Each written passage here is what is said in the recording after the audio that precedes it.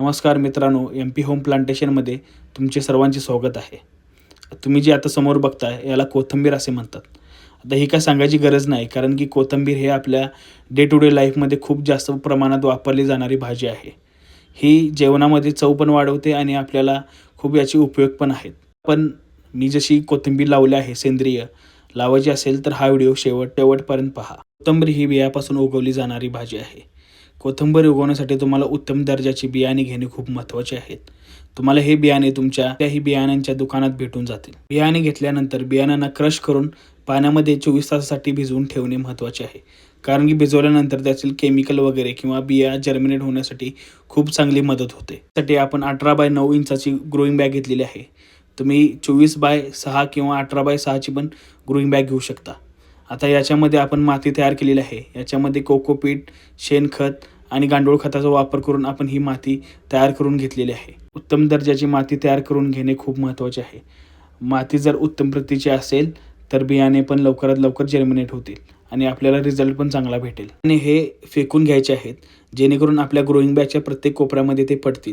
सगळ्या भागात पडतील याची काळजी घ्यायची आहे, कारण की जर बियाणे आपल्या प्रत्येक भागात पडतील तर आपल्याला प्रोडक्शन पण चांगले भेटेल. व्हिडिओमध्ये दाखवते त्याप्रमाणे तुम्ही पण तुमच्या ग्रोईंग बॅगमध्ये हे बियाणे असे फेकून घ्या. आता बियाणे टाकून घेतल्यानंतर या बियाण्यांना तुम्ही शेणखत किंवा कोकोपीटचा वापर करून या बियाण्यांना पूर्णपणे झाकून घ्यायचं आहे, जेणेकरून बियाणे हे आपल्या खताच्या आत व्यवस्थितपणे जातील.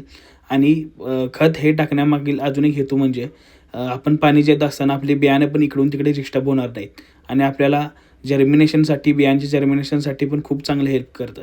आता बियाणे टाकून घेतल्यानंतर अशा प्रकारे त्याला थोडंसं प्रेस करून घ्यायचं आहे, जेणेकरून आपले बियाणे व्यवस्थितपणे आज सेटल होतील. आता बियाणावर खत टाकून घेतल्यानंतर तुम्ही पण अशा प्रकारे बॉटलचा वापर करून पाणी देऊ शकता. अशा प्रकारे पाणी दिल्यामुळे काय होतं की बियाणे हे व्यवस्थितपणे सेटल होतात आणि इकडून तिकडे डिस्टर्ब होणार नाहीत आणि त्याची जर्मिनेशनसाठी पण खूप हेल्प होईल. आणि पाणी देत असताना आपल्या ग्रोईंग बॅगमधली मातीही वाळू नये याचा विचार करणे खूप महत्त्वाचं आहे. कोथिंबीरच्या बियाणं उगण्यासाठी बरोबर एक 10 ते 12 दिवस लागतात.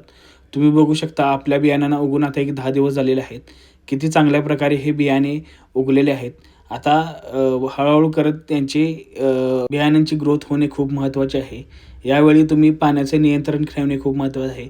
खूप जास्त पण पाणी देऊ नका आणि खूप कमी पण नाही. फक्त माती वाळू नये याचा विचार करणे या स्टेजला गरजेचं आहे. तर जो तुम्ही कोथिंबीर बघता ही 17 दिवसाची कोथिंबीर आहे. किती चांगल्या प्रकारे आणि उत्तम प्रकारे आता भरगच्च अशी कोथिंबीर भरलेली आहे. स्टेजला कोणत्याही प्रकारची खत देण्याची काही गरज नाही आहे, कारण की आपण पहिल्यांदाच माती अशी उपयुक्त बनवून घेतली होती की त्याला पहिल्या हार्वेस्टिंगपर्यंत काय खत देण्याची गरज नाही आहे. तुम्ही बघू शकता आता ही 30 दिवसानंतरची कोथिंबीर आहे. किती उत्तम प्रकारे आणि चांगल्या प्रकारे ही कोथिंबीर उगवलेली आहे. तुम्ही पण तुमच्या ग्रोईंग बॅगमध्ये अशी कोथिंबीर उगवू शकता. या स्टेजला आल्यानंतर तुम्ही फर्स्ट हार्वेस्टिंग करू शकता.